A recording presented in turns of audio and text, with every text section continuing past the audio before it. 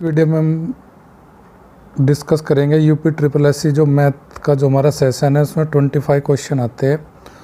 उनको में से किस प्रकार हम 23 क्वेश्चन अपने बना सके, ताकि एक दो क्वेश्चन थोड़ा डिफिकल्ट लेवल का होता है वो शायद छूट भी जाए, पर लेकिन एटलीस्ट 23 क्वेश्चन हम मिनिमम 23 क्वेश्चन हम ठीक कर सकते हैं। अब इस वीडियो में वही आपको जानकारी दी जाएगी आप किस तरीके से बचे दिनों में अपने मैथ्स को मैक्सिमाइज कर सके। सबसे पहले मैं आपको कहूँगा कि आप सिलेबस जो दिया गया है हमारा ऑफिशियल साइट में जाके वो डाउनलोड करें और उसके सभी टॉपिक को देखें कि भाई क्या क्या हमारे टॉपिक दिए गए हैं मैथ्स के में रिलेटेड चैप्टर कौन कौन से है। दूसरा काम आपको क्या करना है कि आपको वेटेज के हिसाब से, भारांक के हिसाब से सबसे ज़्यादा हमारे क्वेश्चन जो आते हैं वो टेबल के आते हैं। 20 क्वेश्चन आते हैं, 20 ही मार्क्स के आते हैं। उनको बार बार प्रैक्टिस करनी है, एटलीस्ट 2 से 3 टेबल रोज़ निकाल ले, रोज़ 2 से 3 टेबल सोल्व करें, और जिससे कि आपको ये पता लगे कि टेबल को हमारी एक्यूरेसी और टाइम कितना हम लेते हैं क्वेश्चन को सोल्व करने के लिए।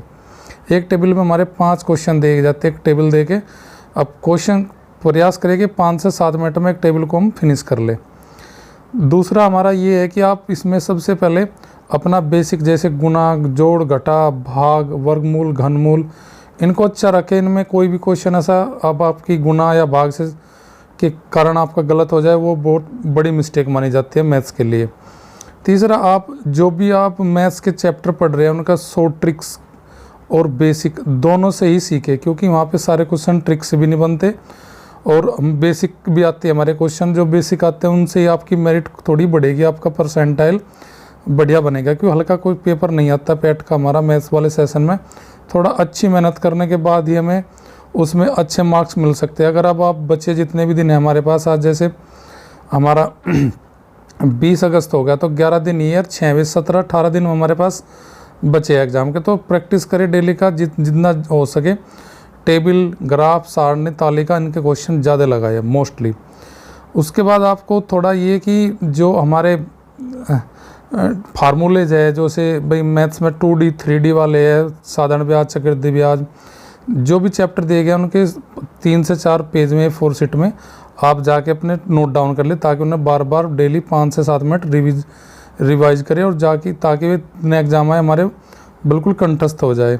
उसके बाद मैं आपको बता देता हूँ कि आप PYQ को हल करें। PYQ को हल करने से आपको क्या फ़ायदा मिलेगा कि आपको एक तो ये पता लगेगा कि एग्ज़ाम का हमारे जो क्वेश्चन पूछने का पैटर्न क्या है और उसका लेवल क्या है। कि बिना PYQ सोल्व करे बिना आप ये जज नहीं कर पाएंगे कि हमारे एग्ज़ाम में मैथ्स में किस लेवल के क्वेश्चन वहाँ पे पूछे जाते हैं। तो ज़रूरी है कि आप कम से कम 5 साल के जितने भी UP triple S C PET के एग्ज़ाम में क्वेश्चन दिए गए मैथ के, वे एक बार ज़रूर लगाए। भले आप एक्स्ट्रा क्वेश्चन लगाए कहीं से भी, पर PYQ जरूर लगाए। क्योंकि PYQ लगाए से आपको एक तो एग्जाम के क्वेश्चनों को पैटर्न समझ में आता है और थोड़ा लेवल की समझ होती है इस तरीके के क्वेश्चन हम कितने जल्दी और कितनी एक्यूरेसी से कर पा रहे हैं। जब तक अब जैसे अब 15 से 16 दिन है तो मैं आपको एडवाइज करूँगा कि पर डे आप कम से कम 20 से 30 क्वेश्चन ज़रूर अभ्यास में ले, और हो सके तो पूरा फुल लेंथ 4 से 5 फुल लेंथ टेस्ट भी दे के देखें कि कहाँ किस सेशन में अभी हमारी कमी है या वीकनेस है। तो उसी तरीके से अभी 15 दिन काफ़ी है। 15 से 17 दिन जो बचे हैं उनमें आप गेम चेंजर अब 10 से 15 क्वेश्चन बढ़ा सकते हो अपने, पर लेकिन उसके लिए आपकी जो प्रॉपर जो स्ट्रेटजी है वो बहुत बेहतरीन होनी चाहिए। और सिलेबस को आप डेली का देखिए कि GS का हो या हिंदी का हो या इंग्लिश का हो या मैथ्स का हो। मैथ्स के जो भी चैप्टर हैं उनको बिल्कुल कंठस्थ कर लीजिए और प्रैक्टिस पे ज़्यादा ध्यान दें। जैसे क्वेश्चन को तेज़ी में सोल्व करने की शॉर्ट ट्रिक्स हम कैसे लगाए, कुछ क्वेश्चन जहाँ पे शॉर्ट ट्रिक नहीं लगे थे वहाँ से बेसिक मेथड से सोल्व करने की कोशिश करें जल्दी से जल्दी। जब आप इस तरीके से मैथ्स में अप्रोच करोगे तो शायद आपका स्कोर इम्प्रूव होगा। पर लेकिन स्कोर इम्प्रूव करने के लिए सबसे ज़रूरी है कि आप डेली के 25 से 30 क्वेश्चन यानी कि निकाल लें। अगर आप टेबल कम से कम 20 क्वेश्चन टेबल के 10 क्वेश्चन एक्स्ट्रा जो सिलेबस के दिए गए वही क्वेश्चन, जैसे प्रतिशत, लाभ, हानि, समय, कार्य, साधारण ब्याज, चक्रवृद्धि ब्याज, मेंसुरेशन, आपका औसत, आपका LCM, HCF, number system, fraction, ये सभी चैप्टर आपके दिए गए। घातांक करने भी दिया गया है हमारा, उनसे रिलेटेड डेली का 55-10 क्वेश्चन निकाले। और वे क्वेश्चन अगर हो सके तो आप PYQ से ज़्यादा निकालेंगे तो आपको वहाँ पे ज़्यादा बेनिफिट मिलेगा। अदरवाइज अदर वैसे क्वेश्चन हल्के लगाने से या टेस्ट सीरीज जो इधर उधर दी जाती है उनसे बेटर है कि आप PY को कुछ ज़्यादा रिलाई करें, वहाँ से आपका आउटपुट बहुत अच्छा आएगा।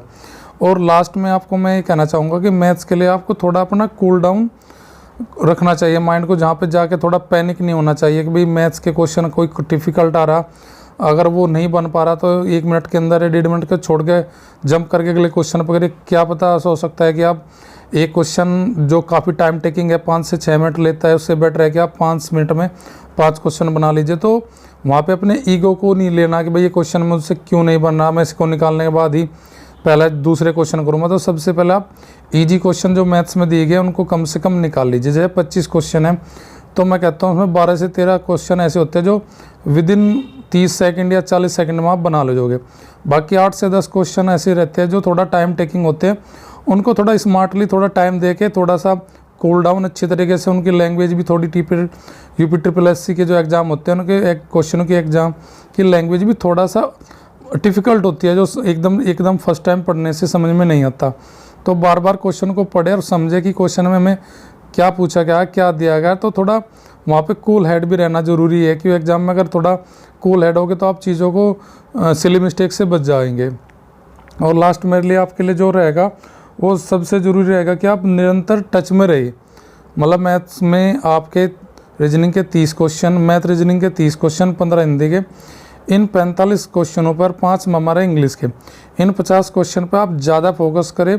और साथ साथ में आप करंट अफेयर और जो हमारी जनरल अवेयरनेस है, जनरल अवेयरनेस और करंट अफेयर के भी हमें 10-10, 20 मार्क का काम आएगा। तो थोड़ा टारगेट करें कि किस सेशन से हम ज़्यादा फिलहाल बचे हुए दिनों में कितना आउटपुट ज़्यादा निकाल सकते हैं, उस पर ज़्यादा फोकस करो, ना कि सब कुछ पढ़ने के चक्कर में आप सारी चीज़ों को करने के चक्कर में कभी वहाँ पे एग्ज़ाम में आप जो आपको करना था वो नहीं कर पाए और वो ज़्यादा करने चक्कर में स्कोर कम रह जाए। तो बेटर है कि आप स्मार्ट सोचते समझ रखते हुए अपने सिलेबस को उनके विटेज के हिसाब से किस में ज़्यादा मार्क्स किस सेशन में ज़्यादा आ रहे उस पर ज़्यादा अभ्यास रखें।